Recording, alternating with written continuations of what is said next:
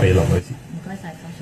Kepolisian Hong Kong mengingatkan kepada seluruh masyarakat, termasuk pekerja migran yang ada di Hong Kong, bahwa menyewakan, menjual, dan meminjamkan rekening bank pribadi kepada kelompok kriminal dengan tujuan menerima dan mentransfer hasil tindak kejahatan merupakan pelanggaran terhadap Hukum Hong Kong Bab 455 Pasal 25 Undang-Undang Kejahatan Serius dan Terorganisasi. Perilaku seperti ini dianggap sebagai kejahatan pencucian uang. Dan jika terbukti bersalah, Anda dapat dijatuhi hukuman dengan denda hingga 5 juta Hong Kong dolar dan hukuman penjara hingga 14 tahun. Selain itu, polisi juga akan meminta pendapat ke Departemen Kehakiman berdasarkan tingkat beratnya kasus dan jumlah nilai pencucian uang yang terlibat, dan akan mengajukan permohonan ke pengadilan untuk meningkatkan hukuman kepada pemilik akun Antek.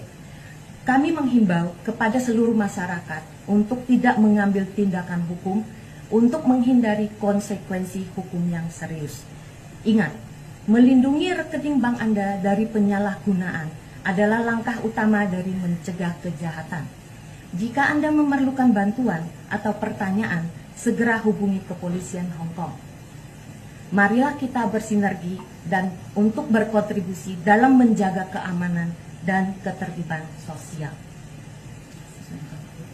好，咁最後呢，我亦都想向外傭嘅一啲中介公司啦，同埋僱主去作出呼籲嘅。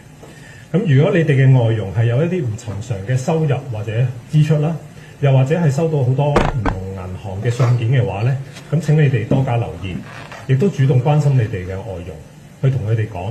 就算佢哋冇直接去欺騙一啲騙案嘅受害人啦，咁但係佢如果去賣出又或者借出佢嘅銀行戶口俾呢一啲嘅犯罪集團去清洗黑錢呢，咁個刑責呢其實係等同於呢一啲犯罪集團嘅同黨，咁亦都係需要負上刑事責任嘅。